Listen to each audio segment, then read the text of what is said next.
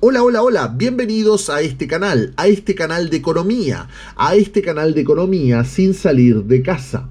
En el día de hoy vamos a tratar el tema de la competitividad. La palabra competitividad es una palabra que en algunos sectores es como una palabra fea, pero es muy necesaria para lo que es la economía. Ahora, ¿qué es la competitividad? Básicamente es la capacidad de poder acceder a algo cuando ese algo es pretendido por muchos agentes. Por ejemplo, hay empresas que quieren acceder a mercados. ¿Para qué? Para poder tener clientes. Hay otras que buscan financiamiento. ¿Por qué? Porque necesitan fondos. Hay gente que quiere acceder a la universidad. ¿Por qué? Porque necesita educación. Hay otra gente que quiere acceder, por ejemplo, a un trabajo. ¿Por qué? Porque necesita ingresos. Entonces, para poder competir tenemos que tener capacidad para poder acceder a eso que muchos otros agentes también quieren acceder. ¿Qué podemos hacer para aumentar esa capacidad? Podríamos invertir en capital, podemos comprar mejores máquinas más eficientes. Podemos también hacer una inversión en capital humano. ¿A qué nos referimos? A capacitar al personal, una política de incentivos, pero también podemos hacer una inversión en marketing a través de estudios de mercado, de publicidad, creando promociones, etcétera, etcétera. Ahora, ¿de qué tipo de competitividad se habla cuando se pide un aumento de tipo de cambio? Por lo general uno mira en los informativos y salen determinados sectores de actividad pidiendo que el gobierno a través del Banco Central aumente el valor del tipo de cambio, aumente la cotización. Entonces, ¿de qué competitividad hablamos cuando los agentes solicitan un aumento en el tipo de cambio? Para eso voy a utilizar un ejemplo donde voy a imaginar que existen dos individuos, dos personas, la persona D y la persona P. La persona D tiene sus ingresos 100% en dólares, por eso es que se llama la persona D, y la estructura de costos que tiene es 50% dólares y 50% pesos. Por el otro lado tenemos la persona P.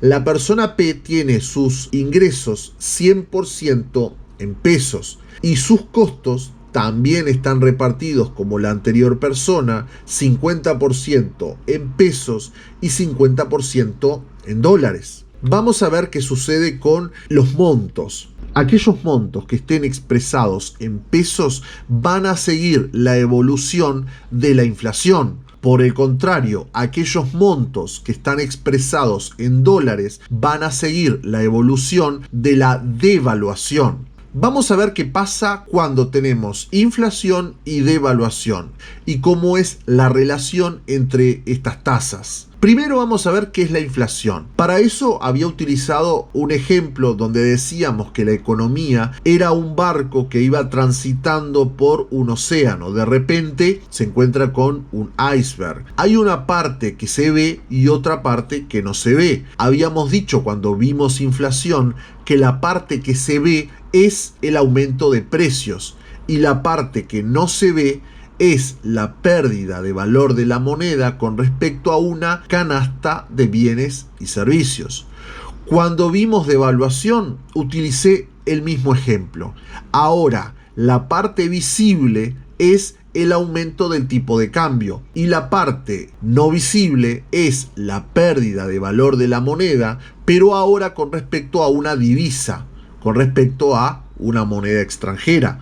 En nuestro caso, podría ser con respecto al dólar. Por lo tanto, tenemos inflación cuando tenemos aumento de precios y tenemos devaluación cuando tenemos aumento del tipo de cambio. A su vez, tanto en la inflación como en la devaluación hay una pérdida de valor de la moneda local, o sea, del peso uruguayo. Pero la diferencia está con respecto a qué. En la inflación es con respecto a una canasta de bienes y servicios, lo que calcula el INE. la canasta de consumo del IPC. Por el otro lado, en la devaluación, la pérdida de valor de la moneda es con respecto a una moneda extranjera. Si nosotros queremos cubrirnos de la inflación, podemos indexarnos. Por lo tanto, lo que vayamos a ganar va a tener la misma evolución que la evolución de los precios.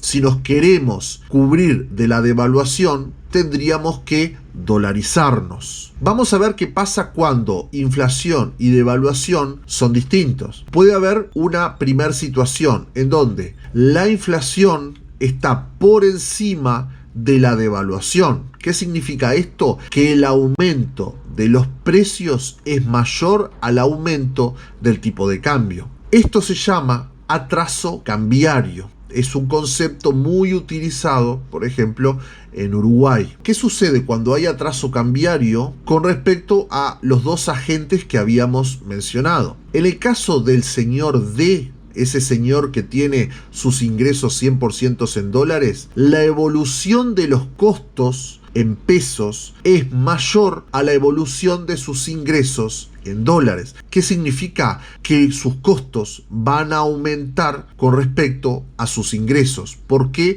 Porque los costos en pesos siguen la evolución de la inflación y la inflación fue mayor a la devaluación. Por el otro lado, tenemos al señor P, el cual tenía sus ingresos 100% en pesos. ¿Qué pasa con este señor? La evolución de los ingresos en pesos es mayor a la evolución de sus costos en dólares. El señor D, aquel que tenía sus ingresos en dólares, se ve perjudicado cuando hay atraso cambiario, mientras que el señor P, aquel que tiene sus ingresos en pesos, se ve beneficiado. Vamos a ver la situación que se da cuando la devaluación está por encima de la inflación. Esto es, el aumento del tipo de cambio es mayor que el aumento de los precios. Cuando se da esto, tenemos el llamado adelanto cambiario. ¿Qué sucede cuando hay adelanto cambiario? Bueno, volvamos a el ejemplo de los dos señores. El señor D, quien tiene sus ingresos en dólares, la evolución de los costos en pesos es menor a la evolución de sus ingresos en dólares, mientras que en el caso del señor P, que tiene sus ingresos en pesos, la evolución de los ingresos en pesos es menor a la evolución de sus costos en dólares. ¿Qué significa? Que el señor D, el que tiene ingresos en dólares, se ve beneficiado por un adelanto cambiario, mientras que el señor P, que tiene sus ingresos en pesos, se ve perjudicado. Vamos a la última situación, y es cuando la inflación y la devaluación evolucionan de la misma manera. En este caso vamos a tener el llamado equilibrio cambiario. Cuando hay equilibrio cambiario, en realidad la evolución de los ingresos es equivalente a la evolución de todos sus costos, tanto para el señor que tiene sus ingresos en dólares como para el señor que tiene sus ingresos en pesos. ¿Qué significa?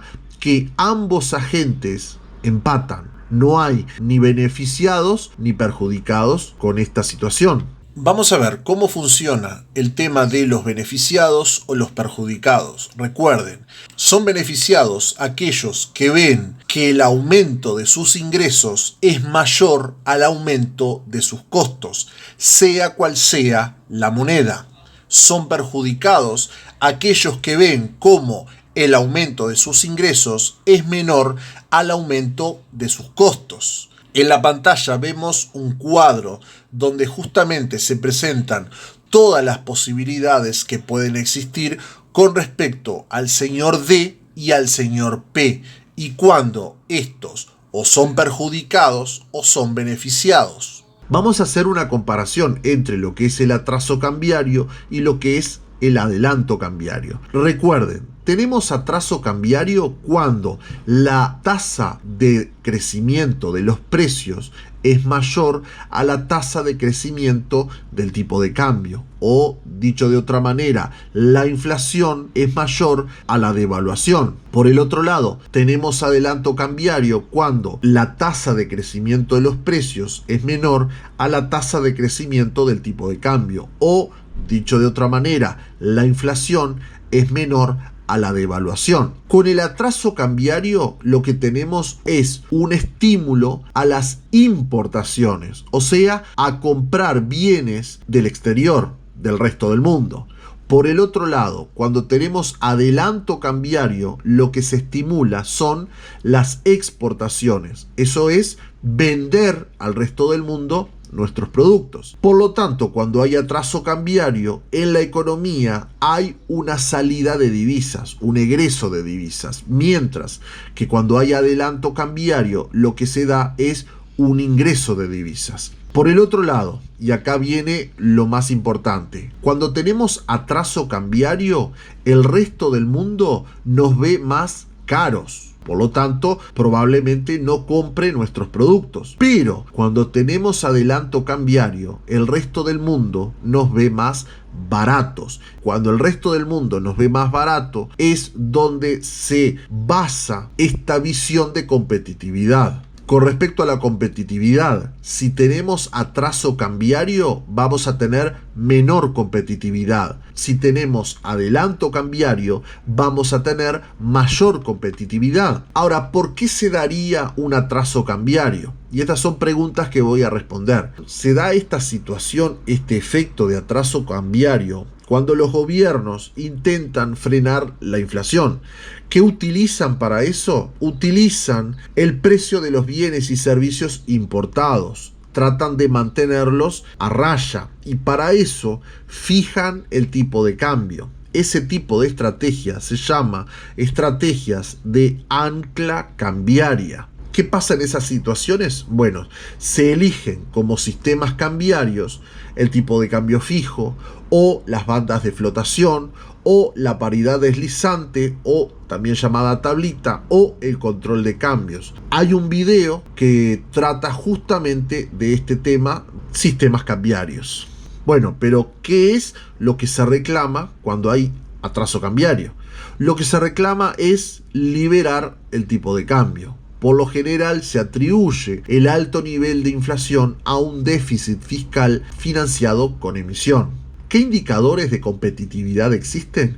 Uno de los principales indicadores es el tipo de cambio real. ¿Qué es lo que intenta responder? Intenta responder si mi moneda comparada con otra moneda tiene más o menos poder de compra. Además, si vemos su evolución, podemos sacar conclusiones de si mejoramos o empeoramos. Esto es, si aumenta el tipo de cambio real, está aumentando nuestra competitividad.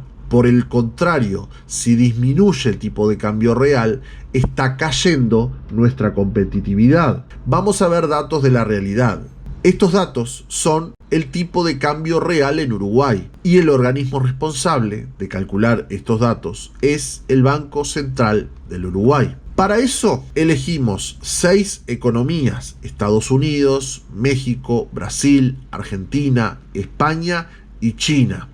A su vez, sacamos los valores del tipo de cambio real que hay en determinados momentos. Como el último dato disponible es el de septiembre de 2020, entonces vamos a ver para atrás todos los septiembres, cada 5 años. Por eso es que vamos a tener septiembre de 2020, septiembre de 2015, septiembre de 2010, septiembre de 2005 y septiembre del 2000. Mirando los números quizás no podamos decir mucho, pero esos números los pasamos a una gráfica.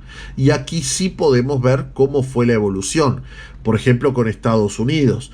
En el año 2005 fue que tuvimos un aumento de competitividad con respecto a Estados Unidos. Pero eso después cayó. Luego del 2010 comenzó lentamente a mejorar. Lo mismo sucedió con México, pero la mejora en realidad no ha sido tan buena. En realidad seguimos cayendo con respecto a la competitividad con México. Brasil sucede lo mismo. Brasil tuvimos un pico de competitividad en el 2010 y luego esa competitividad fue cayendo. Con Argentina, la competitividad nuestra está cada vez peor. ¿Pero por qué? Argentina está ganando competitividad cada vez que hace devaluaciones. Por lo tanto, su competitividad está basada en lo que es la competitividad cambiaria. Por el otro lado, con respecto a España, tuvimos una mejora, luego cayó y estos últimos 5 años ha ido mejorando esa competitividad. Por último, tenemos a China.